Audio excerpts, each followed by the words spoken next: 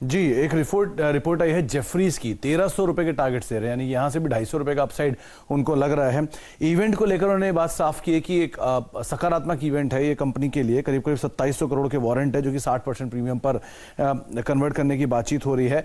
थोड़ी सी लिक्विडिटी के लेकर जो सिचुएशन है वो थोड़ी इनकी बेटर हो जाएगी, बैंक की CAR सिचुएशन थोड़ी बेटर होगी। और साथ ही साथ गोइंग फॉरवर्ड ये भी एक अनुमान लगाया जा रहा है कि शायद प्रमोटर एंटिटी अलग से लिस्ट होते हुए दिखाई पड़ेगी। इसको लेकर उन्होंने कहा कि आगे कमेंट्री के ऊपर या किस तरह के बयान आते हैं मैनेजमेंट के, इसको लेकर जरूर नजर रखनी होगी। लेकिन हाँ, अंडरलाइंग बाय साइड की रेटिंग है और करीब करीब 1300 रुपए के टारगेट इंडसइंड पे वो मान के चल रहे हैं।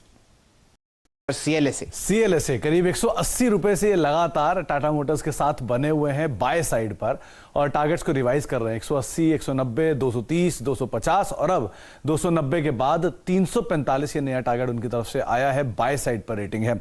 उन्होंने बात साफ की है कि JLR जैसे से EV के अंदर एक्सपैंड कर रही है, टाटा मोटर EV के अंदर एक्सपैंड कर रही है, वो इस कंपनी की अब री रेटिंग की पॉसिबिलिटीज जता रहे हैं। उनको लगता है कि JLR की सिचुएशन बेटर हो रही है, कैश फ्लो जनरेट कर रहे हैं, EBITDA तो ऑलरेडी हो चुके हैं और गोइंग फॉरवर्ड FY22 तक आते आते करीब करीब $500 बिलियन के आसपास की यहां पर कैश फ्लो जनरेशन की बातचीत हो रही है। और गोइंग फॉरवर्ड जो JLR की स्ट्रेटजीज हैं वो भी रीवर्क की गई हैं, जिसके आधार पर शायद नंबर्स यहां से और बेहतर होते हुए दिखाई पड़े।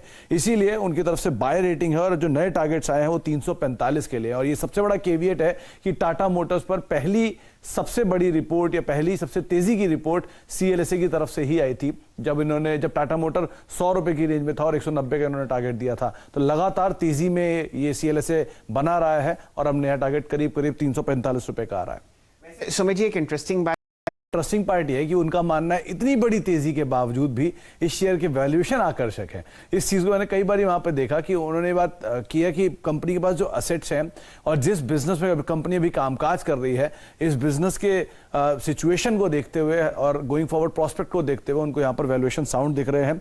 बाय साइड की रेटिंग है, 715 रुपए का टारगेट है और जो भी हर्षदा बात कर रही थी सेक्टर में कंसोलिडेशन है वो शायद आगे भी कंटिन्यू करेगा। अच्छी पोजीशन में ये कंपनी फर्दर कंसोलिडेशन का फेवर लेने में, इसीलिए 700 रुपए प्लस के टारगेट्स आ रहे हैं और बाय साइड की रेटिंग है।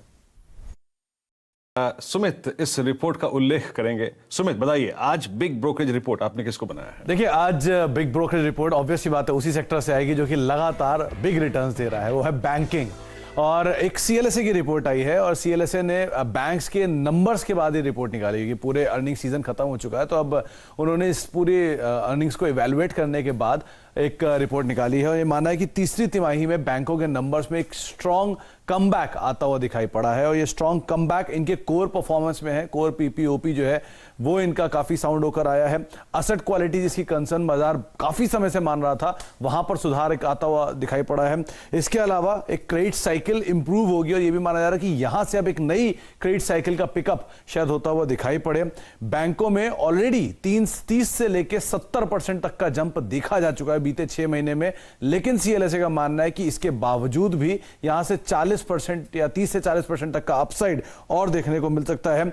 एक्सिस, ICICI बैंक और SBI ये 3 उनकी टॉप पिक हैं। इसमें 2 प्राइवेट बैंक और PSU में SBI को उन्होंने टॉप पिक रखा है और तीनों बैंक में उनको लगता है कि 30 से लेकर 40% तक का पोटेंशियल अपसाइड अभी और खुल सकता है। ऑल टाइम हाई पर SBI है, ऑल टाइम हाई पर बाकी बैंक्स हैं, लेकिन फिर भी उनको 30 से 40% तक का अपसाइड इन नंबर्स के आधार पर लगता है। तो हो सकता है एक स्ट्रॉन्ग रिएक्शन आज PSU बैंक्स में फिर से देखने को मिले। तो ये बताइए सुमित जी, अब ब्रोकरेजेस क्या कह रही हैं नेस्ले के बारे में? देखिए, न्यूट्रल स्टांस है सबका। सबने बात बोली है कि कोई भी बहुत ज्यादा फायरवर्क नहीं है नंबर्स के अंदर और कोई भी बहुत ज्यादा डैमेज नहीं है नंबर्स के अंदर, तो इसीलिए उन्होंने होल्ड रेटिंग, न्यूट्रल रेटिंग जैसे जो स्टांस है वो मेंटेन रखे हैं। टारगेट्स भी 17,800 या अपर एंड पे 19,000 के आसपास के टारगेट्स ब्रोकरेज हाउसेस ने दिए हैं। कमेंट्री वाइज भी सबने बात बोली है कि जो CY 21-22 के लिए जो आय ग्रोथ है उसमें करीब करीब 3 से 4% की कटौती की गई है। बहुत अच्छी ग्रोथ यहां तक तो मेंटेन की है कंपनी ने, लेकिन अब आगे कैसे ये ग्रोथ रहेगी या आगे के लिए क्या कमेंट्री है, इसके ऊपर उनको क्रूशियली नजर रखनी होगी। वैल्यूएशन थोड़े महंगे हो चुके हैं। पिछली तिमाही के कंपैरिजन में वॉल्यूम एग्जैक्टली वैसे आता हुआ दिखाई पड़ा है। बहुत ज्यादा फेरबदल वॉल्यूम्स में नहीं है, मार्जिन्स में नहीं है, जो कि हर्षदा आपको बता भी रही थी कि लास्ट क्वार्टर के कंपैरिजन में नहीं आता हुआ दिखाई पड़ा है। लेकिन सभी को एक सुर में एक ही कंसर्न दिखता है, वो है वैल्यूएशन। इसीलिए उन्होंने जो टारगेट्स उनको लोअर साइड पे रिवाइज किया, लेकिन स्टांस अभी भी उनका होल्ड है, न्यूट्रल ही मेंटेन किया उन्होंने।